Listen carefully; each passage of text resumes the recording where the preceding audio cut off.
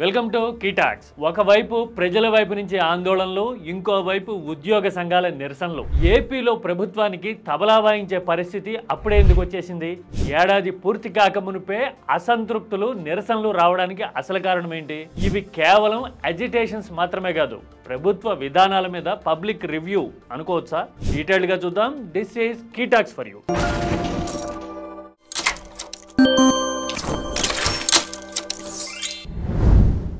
ఏపీలో ఉపాధ్యాయ సంఘాలు భారీ ఎత్తున రోడ్డెక్కాయి. రాజకీయాలు లేవు, గ్రూపులు లేవు. ఉపాధ్యాయ సంఘాలన్నీ ఒక్కటిగా నిరసన చెప్పడము, ప్రభుత్వ విద్యా విధానం మీద, ఉపాధ్యాయులతో ప్రభుత్వం అనుసరిస్తున్న వైఖరి మీద నిరసనకి దిగుతూ ఉన్నారు. 9 రకాల స్కూళ్లు పెట్టడము, అసలు తెలుగు మీడియమే లేకుండా చేయడం లాంటి విధానాలని ఉపాధ్యాయులు తప్పుపడుతూ ఉన్నారు. నిజానికి ఇది చాలా చిత్రమైన విషయం. అధికారంలోకి రాకమునుపు నిన్న మొన్నటి వరకు అసలు తెలుగు మీడియం విశిష్టత గురించి, తెలుగు మీడియం చదివితేనే ప్రపంచాన్ని ఏలుతారు అని ప్రభుత్వం ఒక పక్కన మాట్లాడుతూ ఉంది. విపక్షంగా కూడా టీడీపీ తెలుగు మీడియాన్ని భారీగా అడ్వకేట్ చేసి మీడియాలో అసలు ఎక్కడా లేనట్టుగా ఆశ్చర్యపోయేలా ప్రచారం చేయించింది. తీరా ఇప్పుడు తెలుగు మీడియం లేకుండా చేశారు అని ఉపాధ్యాయులు అంటున్నారు. అంటే నాటి ప్రభుత్వ విధానాలని ఏదో రకంగా నెగిటివ్ చేయడానికి మాట్లాడారా అనే మాట ఒక పక్కన వస్తూ ఉంటే, ఉపాధ్యాయుల్లో ఇంత వ్యతిరేకత ఎందుకు వచ్చింది అనేది రెండో విషయం. ఇక హామీల విషయంలో అయితే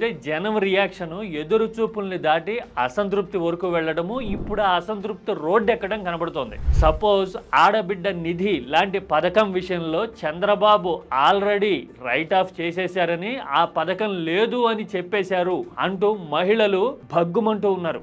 ఏడాదికి 18,000 ఇస్తాము అని ప్రచారం చేసి ఇప్పుడు ఆ పథకాన్ని P4తో లింక్ పెట్టి 2029 నాటికి కూడా పేదరికం తగ్గకపోతే అప్పుడు చూద్దాము ఆ పథకం అమలు అని చెప్పడాన్ని ఆడబిడ్డలందరూ తీవ్రంగా తప్పుపడుతూ ఉన్నారు, ఆగ్రహిస్తూ ఉన్నారు. అసలు 3-4 ఏళ్లలో పేదరికాన్ని నిర్మూలిస్తాము అని చెప్పడంలో ఉద్దేశం ఏంటో అందరికీ అర్థమవుతూ ఉంది. పైగా ఇప్పుడు పథకం లేదు అని స్వయంగా చంద్రబాబే చెప్పడం అనేది దారుణము అని మహిళలు అంటూ ఉన్నారు. ఈ ఆందోళనలు రాష్ట్ర వ్యాప్తంగా కనబడుతూ ఉన్నాయి. నిజానికి ఉపాధ్యాయ ఉద్యోగ సంఘాల లాంటివైనా, ఆడబిడ్డ నిధి లాంటి పథకాల మీద మహిళల అభ్యంతరాలైనా, ప్రభుత్వం మీద పబ్లిక్ మూడ్ ఎలా ఉంది, ప్రభుత్వ పనితీరుని పబ్లిక్ ఎలా గేజ్ చేస్తూ ఉన్నారు అనే దానికి ఒక సింబాలిజం అనుకోవాలి. ఎందుకు అంటే అధికారంలోకి వచ్చి ఏడాది మాత్రమే అయిన సమయంలో మరో 4 ఏళ్ల గడువు ఉంటుంది కాబట్టి సాధారణంగా ఉపాధ్యాయ సంఘాలు గాని ఇంకెవరైనా గాని మాట్లాడడానికి కొంచెం టైం తీసుకుని ఎదురు చూసే పరిస్థితి సహజంగా ఉండాలి. కానీ అలా లేదు అంటే ఆగ్రహం అనేది నషాలానికి అంటుతోందా? This is Key Talks for you.